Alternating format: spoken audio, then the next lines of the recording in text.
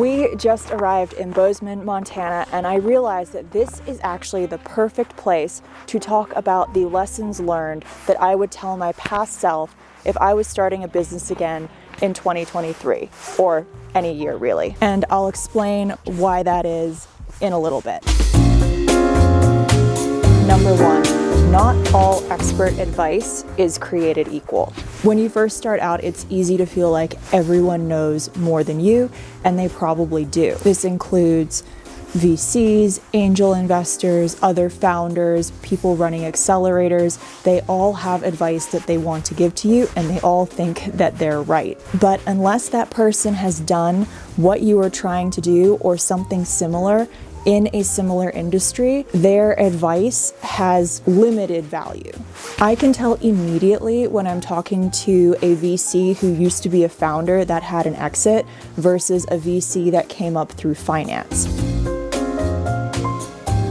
Now, after saying all of that, some of the best advice we received early on came from a VC who had never been a founder. So all that to say, don't necessarily just credit everything, just be critical. Anyway, the second thing I would tell myself is you have to know when to switch from saying yes to everything and kind of having shiny object syndrome to saying no and putting up a force field that just bounces out anything that isn't an opportunity to grow your business in the direction that you want it to go. And that switch is not a hard and fast rule for everyone. It is going to vary from venture to venture and entrepreneur to entrepreneur, but generally it's when you have confirmed product market fit. If you put up that force field too soon, you're going to miss out on finding that product market fit because you're not pursuing these opportunities.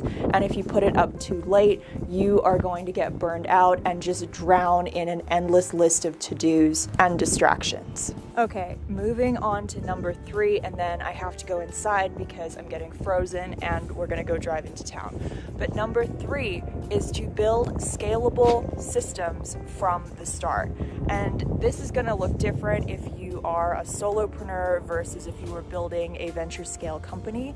But overall, this means building in as many automations, standard operating procedures that someone other than yourself can follow, and outsourcing or delegating any task that isn't 100% necessary for you personally to do. And by doing this, it will allow you to grow, it will allow you to keep your sanity. And one more thing, this is probably the part people struggle with the most, and that is pushing decision making as far down the org chart as possible, because you don't want all of the decisions having to flow up to the top and then they get bottlenecked with you or another founder or someone senior at your company. You want to push decision making down as far as you can. That will help systemize and it will help you scale. The reason Bozeman made me think of these lessons learned is because the city has taken a somewhat contrarian take on commerce in their town. Through a combination of zoning, economic development plans, and city code, the city prioritized small business and artisan manufacturing in the downtown core. If you want to do a Target run, go to Home Depot, find a chain hotel, or get a Starbucks, for the most part, you're going to have to go for a drive.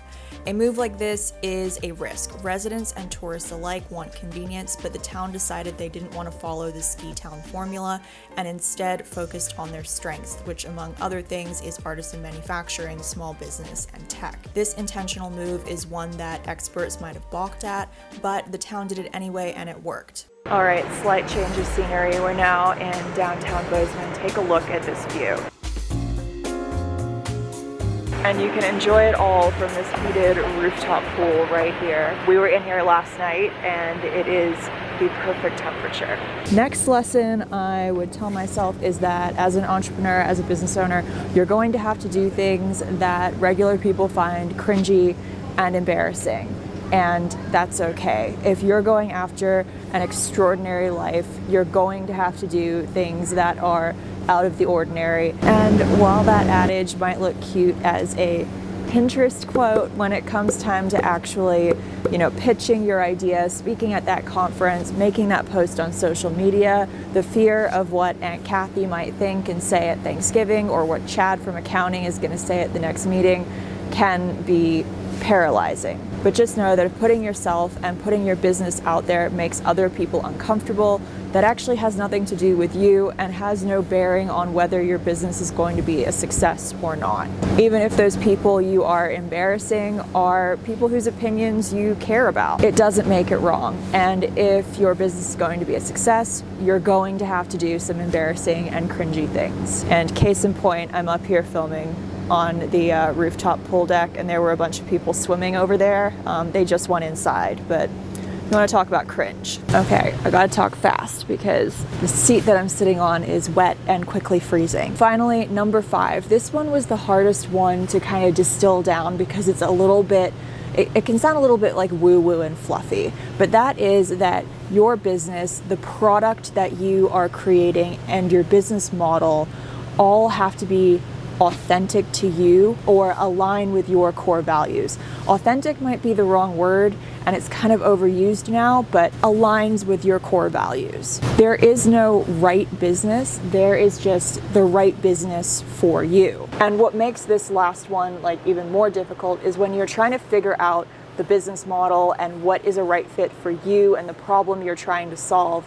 There's a lot of advice out there that is going to try to push you towards the business models that have the highest ROI or the highest profit margins. And those are usually some kind of SaaS software product. And there's nothing wrong with that, but it has to be a good match for you.